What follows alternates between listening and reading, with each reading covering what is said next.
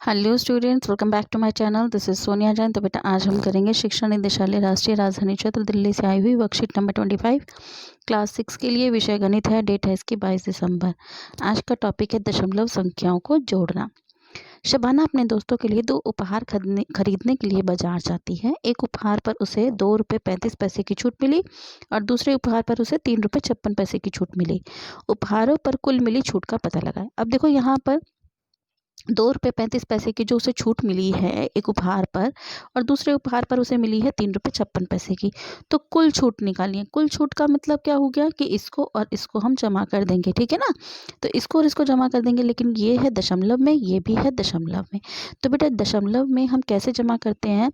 सीधी सी बात है, दशमलव के नीचे दशमलव आना चाहिए, ठीक है। जब भी जमा करते हैं या घटा करते हैं तो दशमलव के नीचे दशमलव आना चाहिए, ठीक है। फिर जैसे कि हम यहाँ पे करते हैं इकाई, यहाँ पर क्या कहते हैं, दहाई और सैकड़ा, ठीक है ना। इस तरीके से नंबर लिखते हैं। तो ये सब आपको इसी तरीके से लिखना है, इकाई, दहाई, सैकड़ा, हजार, 10,000, ठीक है। और यहाँ पर दशमलव के बाद यहाँ लिखते हैं दशांश, ठीक है। यहाँ पर शतांश, ठीक है। इस तरीके से लिखते हैं। तो देखते हैं कैसे लिखेंगे। अब जैसे ये है 2.35, तो और दूसरा नंबर है 3.56। तो मैंने क्या बताया आपको, दशमलव के नीचे दशमलव, दशमलव के नीचे दशमलव।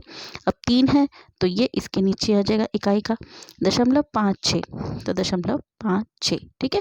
इस तरीके से इन्हें ऐड कर देंगे तो हमारा जो उत्तर होगा वो आ जाएगा 5.91, यानी कि उसे कुल छूट कितनी मिली?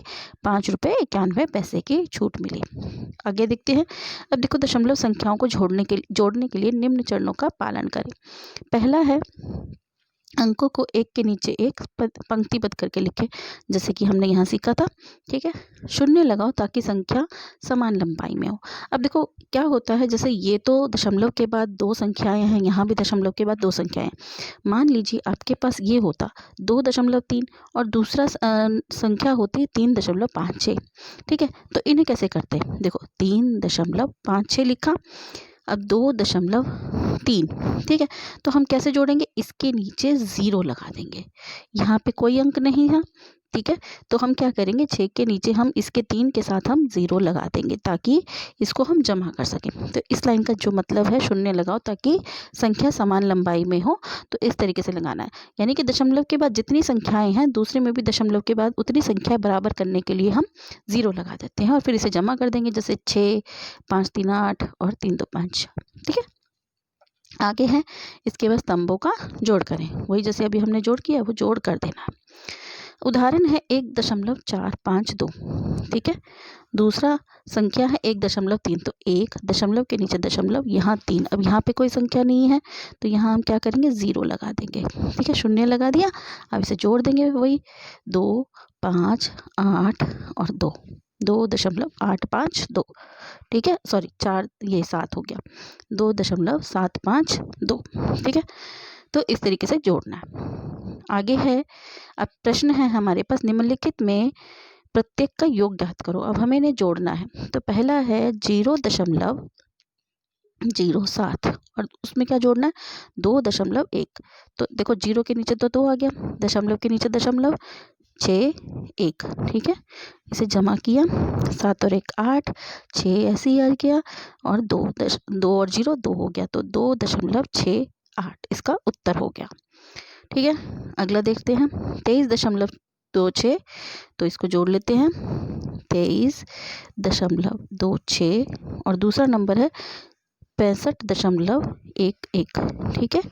इसको जमा किया, 6 और 1 7, 2 और 1 3, 5 और 1 3 8, 6 और 2 8, 88.37 इसका उत्तर।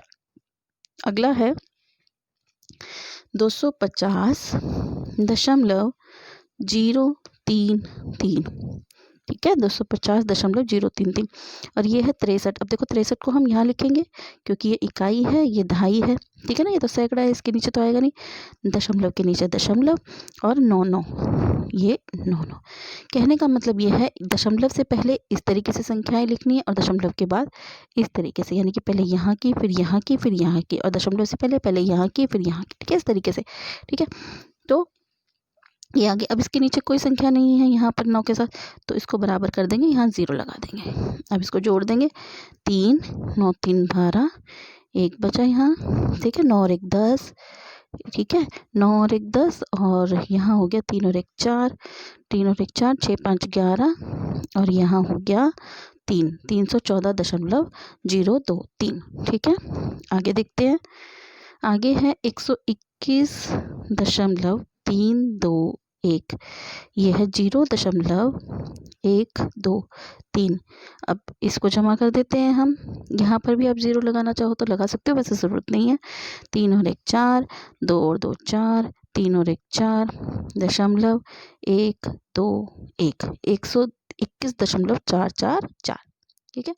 आगे दूसरा प्रश्न देखते हैं। नेहा मक्कड़ ने गणित की पुस्तकों के लिए 85.45 यानी कि 85 रुपये 45 पैसे और विज्ञान की पुस्तक के लिए 105 रुपये 99 पैसे खर्च किए। नेहा मक्कड़ द्वारा खर्च की गई कुल राशि ज्ञात करो। तो अब हम देखेंगे कि कुल कितनी राशि खर्च की है। तो गणित की पुस्तक के लिए कितनी करी है उसने राशि खर्च, ठीक है। गणित के लिए करी है 85.45, और ये विज्ञान की पुस्तक के लिए करी है 105.99।